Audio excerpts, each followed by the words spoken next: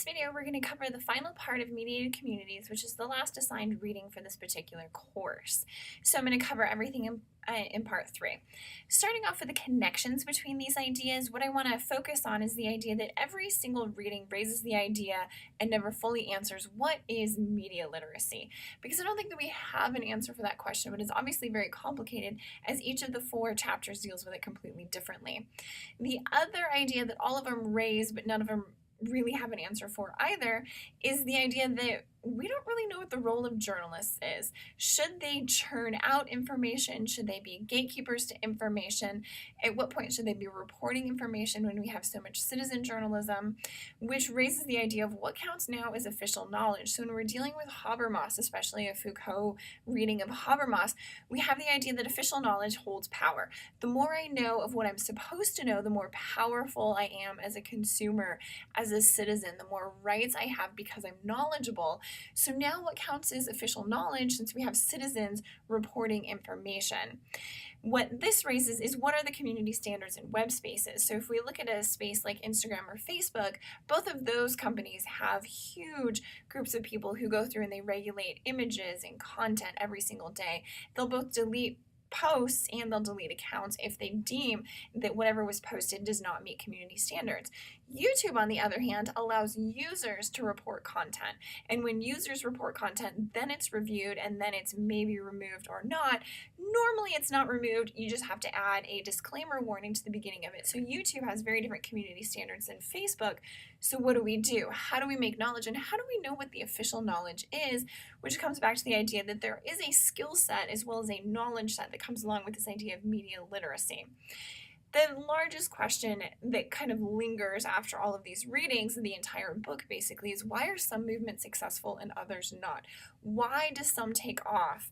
The Occupy movement took off and then it died just as quickly. Why? How can we tell, and how do we know when something like that's going to happen? So the first reading was Jukes, who's dealing with the idea of journalism versus citizen journalism, and this entire chapter focuses on the fact that journalists are objective and impartial, which we can debate, and some of us have been debating in the Twitter feed, but it comes back to the idea that citizen journalism makes media more democratized, but journalists were more objective and impartial, so now what counts as official knowledge? How are we supposed to make sense? The lingering question from this particular chapter is, how do we learn to make sense of this? Because we're all doing this on a daily basis. So how did we learn these skills? And is that okay? Are these the right skills? Are these the skills that we should have? Are we even aware of how we make sense in some of these situations? Or is this something that needs to be discussed more heavily?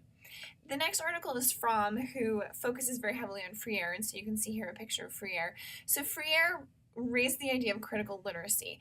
If we teach a group of people, especially a group of oppressed people, how to read, how to write, and how to make sense in a more official way with more official knowledge, then we're raising their awareness and they can overcome their own oppression. And in the studies that Freire's done, the few communities that he focused on overcame their oppression through these means, through literacy, through reading and writing and understanding of official knowledge. So Fromm applies this approach to movements within the web space. So what happens when we have this critical awareness? The problem is, what is critical awareness and what does that mean in a much more complicated society, a much more complicated situation? And the other problem is Habermas never discusses skills for the public sphere. He leaves it open with individual groups need to figure out what their rules are for that particular debate, and then everything's fine. So you don't need skills. You don't necessarily need to discuss skills coming into that situation because you're going to set the framework up in that particular situation. So the lingering questions from the Fromm article become, how do youth gain these skills to participate? And how do they gain them in a way to be taken seriously? So it's not just how do we understand this, but how are we taken seriously?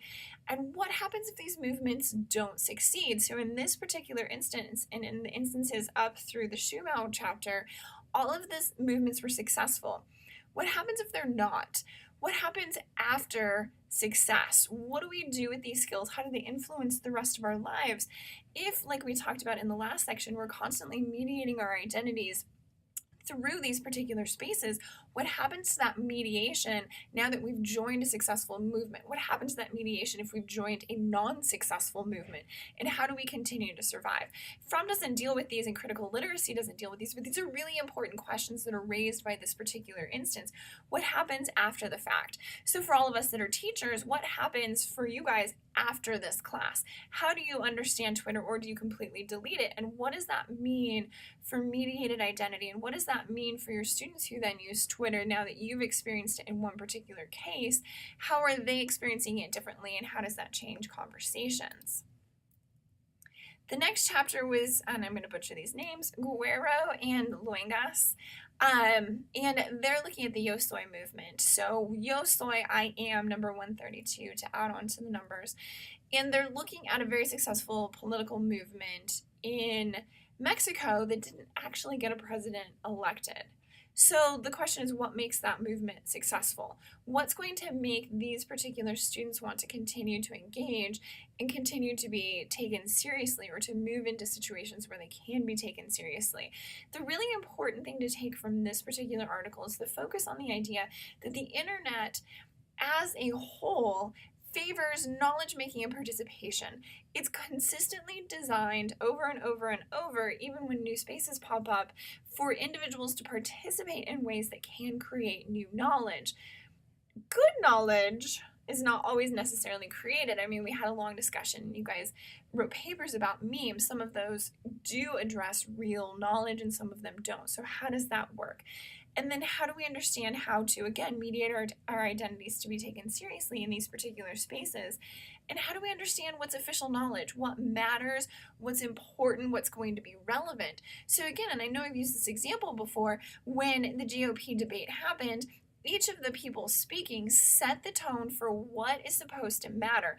They established official knowledge, and then all the people who watched had to create a mediated self, a mediated identity based on that. So if we turn to the internet and we start making knowledge surrounding that, in which ways are we reinforcing or reifying the official knowledge that was set by the GOP debate, and in which ways are we revolutionizing?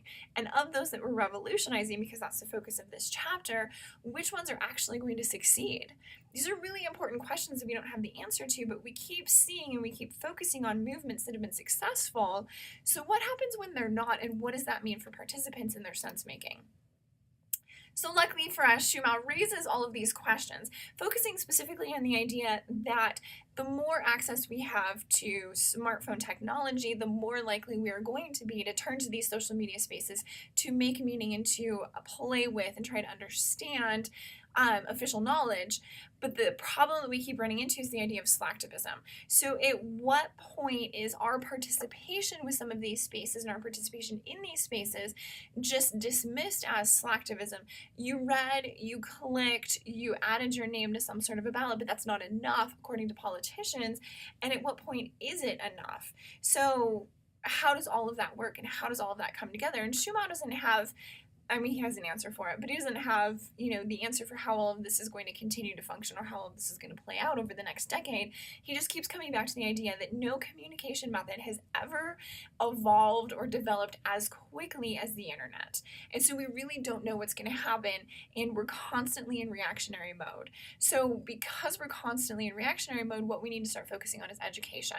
We need to educate youth how to use these, and we need to educate youth with all of these technologies so that we can have a better situation, that we understand more effectively how mediated identities are happening and how mediated communication can be impactful, and possibly even why some movements fail because of these particular mediations. So for those of you who are currently educators, one more thing to add to your list of things that you need to accomplish on a daily basis in your class. You now need to educate youth about digital internet skills and digital literacy skills and media skills.